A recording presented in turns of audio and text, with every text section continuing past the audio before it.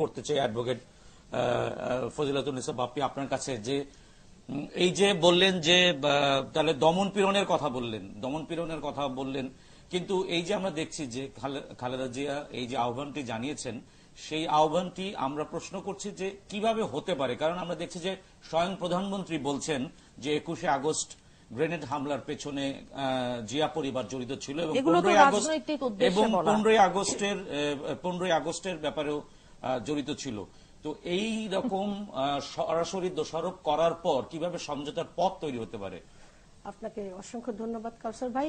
বিষয়টি কিন্তু সরাসরি দোষারোপের নয়, বিষয়টি হচ্ছে ঘটনা যেটি ঘটেছে সেটিকে মাননীয় প্রধানমন্ত্রী বঙ্গবন্ধু কন্যা শেখ হাসিনা বলেছেন। আপনি 75-এর 15 আগস্টের কথা পর্যন্ত ছিলেন মুন্নিয়াপার সাথে, উনি যেখান থেকে ভারতের কথা বলছিলেন ভারতের দিকে দেখতে বলেছিলেন। ওনার যতটুকু প্রয়োজন ততটুকু দেখেন, বাকিটুকু দেখেন না। ভারতে যেদিন নরেন্দ্র মোদীর সরকারের শপথ গ্রহণ করবার কথা ছিল সেদিন তিনি শপথ গ্রহণ করেন নাই, এবং এর পেছনে কারণটি ছিল ওই দিনটি ছিল তাদেরই প্রয়াত আরেকজন নেতা যিনি রাজীব গান্ধী, তার মৃত্যু দিবস। উনি বলছেন স্বাভাবিক নিয়ম এবং সাধারণ ঘটনা, জন্ম মৃত্যু। উনি কি ভুলে গেছেন নাকি বিএনপি নেত্রীর কতগুলো জন্মদিন? 91 সনে যখন উনি প্রধানমন্ত্রী হিসেবে শপথ গ্রহণ করলেন বাসস থেকে, এখানে আমাদের সিনিয়র সাংবাদিক আছেন পীর হাবিবুর রহমান, উনিও বলতে পারবেন, তার জন্ম বৃত্তান্ত বর্ণনা করা হলো। সেখানে দেখা গেল ওনার জন্ম তারিখ 19 আগস্ট। এভাবে ওনার 5-6টি জন্ম তারিখ আছে, এবং এই 5-6টি জন্ম তারিখের মধ্যে উনি 15 আগস্টকে কেন বেছে নিয়েছেন খুনিদের উৎসাহ দেবার জন্য, খুনিদের মদত দেবার জন্য, এবং যেই দিনটিতে বঙ্গবন্ধু কন্যা সহ সারা বাংলাদেশের মানুষ যেদিন কাঁদে, দুঃখ বেদনা ভারাক্রান্ত হয়, বেদনা বিধুর 15ই আগস্টে 70 বছরের বৃদ্ধা। আমি একটু শেষ করি, জানা থাকে আমি আসছি সেখানে। 70 বছরের সমঝোতা হওয়ার আগে স্পষ্ট হতে হবে, 70 বছরের বৃদ্ধা যখন 70 কেজি ওজনের কেকে ছুরি চালান, তখন তিনি বাংলাদেশ নামক রাষ্ট্রের বুকে ছুরি চালান, তিনি শিশু রাসেলের বুকে আবারও ছুরি চালান। উনি 21শে আগস্টের যে ঘটনা, এটি মোটেও সাজানো নয়। 21শে আগস্টের ঘটনার ষড়যন্ত্র, আমি বলছি যে সমঝোতার পথটা তার আগে বিএনপি নেত্রীকে স্পষ্ট করতে হবে 75-এর 15 আগস্টের ঘটনা, কেন খুনিদেরকে মদত দেওয়া হয়েছিল, চাকরি দেওয়া হয়েছিল, কেন খুনিদেরকে ইন্ডেমনিটি অর্ডিন্যান্স দিয়ে দায় মুক্তি দেওয়া হয়েছিল, 21শে আগস্টের হত্যাকারী এবং যারা আসামি, যারা ঘটনা ঘটিয়েছে তাদেরকে কেন বিদেশে পাঠিয়ে দেওয়া হলো, কেন 76 কেজি ওজনের বোমা পুঁতে রেখে বঙ্গবন্ধু কন্যাকে হত্যার জন্য যখন মুফতি হান্নান গ্রেপ্তার হলো তার সঙ্গে তৎকালীন বিএনপির স্বরাষ্ট্রমন্ত্রী বৈঠক করেছিল, তাদের প্রতিমন্ত্রী গৌতম চক্রবর্তী কেন সেখানে তার মার্সি পিটিশনে সুপারিশ করেছিল। এই আলোচনা চালিয়ে যাওয়ার জন্য তো আসলে গণতান্ত্রিক প্রক্রিয়াটা দরকার। আসলে বিষয়টি হচ্ছে বিএনপি নেত্রী জনগণ থেকে বিচ্ছিন্ন হয়েছেন, কারণ বিএনপি যখন ক্ষমতায় আসে দেশের মানুষকে দমন, পীড়ন, শোষণ, নিপীড়ন, নির্যাতন করে। আওয়ামী লীগের 5 লক্ষ নেতাকর্মীর বিরুদ্ধে বিএনপি মামলা দিয়েছে, 1 লক্ষের বেশি নেতাকর্মীকে গ্রেপ্তার করেছে, এবং তাদের রাজনীতিটি হচ্ছে রাতের অন্ধকারে বন্দুকের নল দিয়ে তারা এই যে সরকারকে এগিয়ে আসতে হবে, সরকারকে যে এগিয়ে আসতে হবে, সেই এগিয়ে আসার আসলে দেশটিকে ভালো রাখবার জন্য সকলের এগিয়ে আসবার প্রয়োজন, কিন্তু তার আগে কিছু বিষয় স্পষ্ট করতে হবে। মুন্নিয়াপার কথা শুনলে তো মনে হয় যেন একেবারে দুধে দোয়া তুলসী পাতা।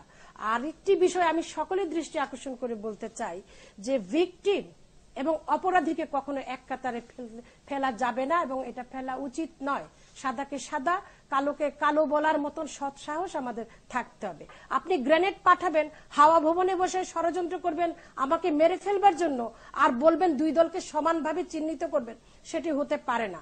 এবং মিথ্যা এবং ইতিহাস বিকৃতির চর্চা যে বিএনপি করে সেটির প্রমাণও আজকে কিছুক্ষণ আগেই পাওয়া গেছে, যেটির প্রতিবাদ আমি করতাম।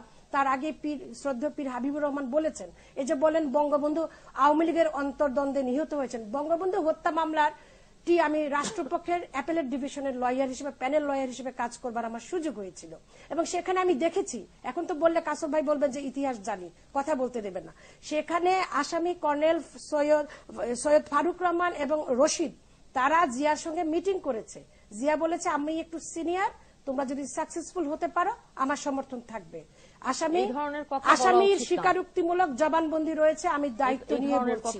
এবং বঙ্গবন্ধু হত্যার পরে শাফায়েত জামিলকে, কর্নেল শাফায়েত জামিলকে জিয়াউর রহমান বলেছে so what, president is killed, vice president is দেয়ার।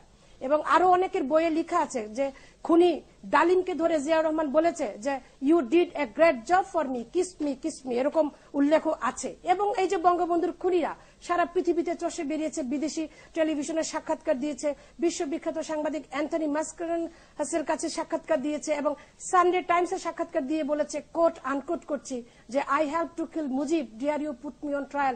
ওই লোকেরাই তো আবার জিয়ার সময় দেশে এসেছে, তাদেরকে তো বহাল তবিয়তে তাদেরকে রেখেছে। সুতরাং খুনিকে তোষণ করে বিএনপি। আর এখানে অনেক কথা আসছে, যার কথা বলা হচ্ছে যে মাহমুদুর রহমান, তিনি তো আইনগত প্রক্রিয়ার মাধ্যমে কারাগারে আছেন।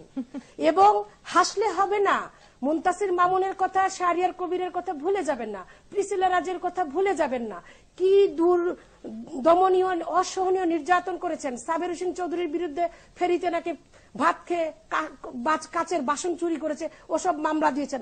মামলা হামলা দিয়ে মাননীয় প্রধানমন্ত্রী শেখ হাসিনা কেন ওই সিএমএইচে গেলেন, প্রয়াত যে আমাদের প্রথিতযশা লেখক হুমায়ুন আজাদকে কেন দেখতে গেলেন, সেজন্য মামলা দিয়েছেন।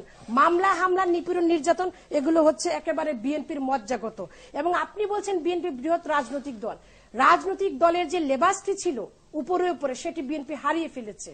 এবং আপনি 5 জানুয়ারি নির্বাচনের কথা বলছেন, ওই নির্বাচনকে প্রতিহত করার ঘোষণা দিয়ে শুধুমাত্র নির্বাচনের দিন বিএনপি 26 জনকে হত্যা করেছে। আর সিটি কর্পোরেশনের নির্বাচনে বিএনপি কোনো পোলিং এজেন্ট দিতে পারেনি, কারণ জনগণের সঙ্গে কোনো সম্পর্ক নাই।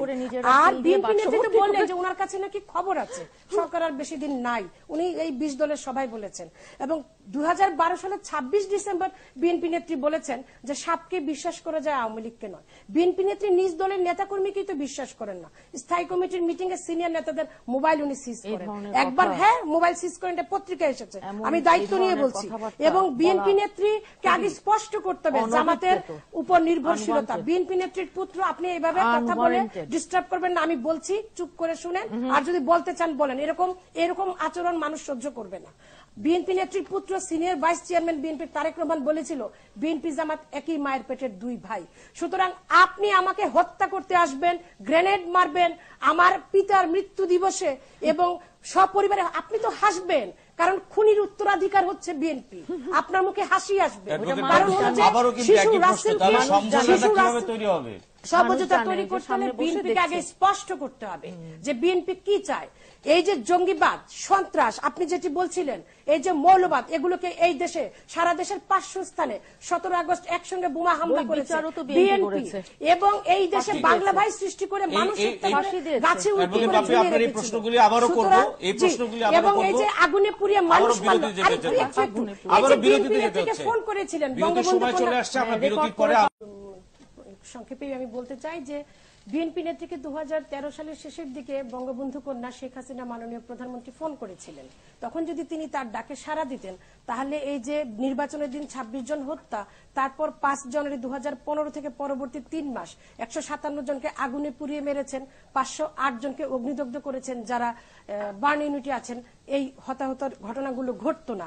এই বিষয়গুলো কিন্তু জানা প্রয়োজন।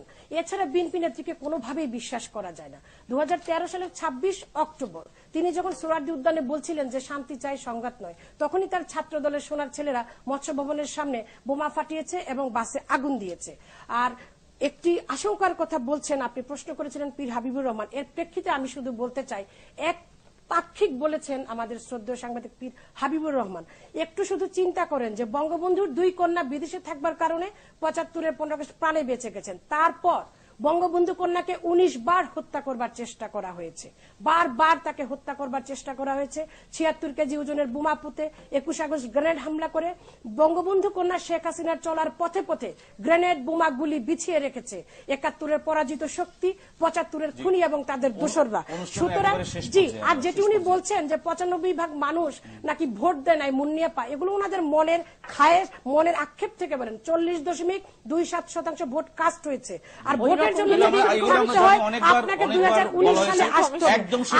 শেষ পর্যায়ে আমি শুধু বলতে একটি সুখবর দিয়ে শেষ করতে চাই যে গণতান্ত্রিক বিশ্বকে আজ বাংলাদেশ নেতৃত্ব দিচ্ছে। স্পিকার সম্মেলন হচ্ছে জাতিসংঘের সদর দপ্তর নিউ ইয়র্কে এবং সেখানে বাংলাদেশের মাননীয় সংসদ সদস্য সাবের হোসেন চৌধুরী সেটি উদ্বোধন করেছেন। সেখানে জাতিসংঘের মহাসচিব বান কি মুন সহ 155টি দেশের স্পিকাররা রয়েছেন। সুতরাং এটি অত্যন্ত গর্বের বিষয়, এটি আশার বিষয়। আমরা আলোকিত, বাংলাদেশ এগিয়ে যাচ্ছে উন্নয়নের দিকে, বাংলাদেশ এগিয়ে যাচ্ছে অগ্রগতির দিকে, বাংলাদেশ- এবং যারা মানুষ পুড়িয়েছে, বাংলাদেশ আরো এগিয়ে মানুষ যাবে। হত্যা করেছে, যদি যারা দুই দলের মানুষ মধ্যে হত্যা একটা করেছে, সমঝোতা খুনিদের, তৈরি হয়। যারা খুনির দল, খুনের যারা উত্তরাধিকার, তাদের বিধবে আপনাদেরকে ঘটুক, ধন্যবাদ, তারা আপনাদেরকে তাদের ধন্যবাদ।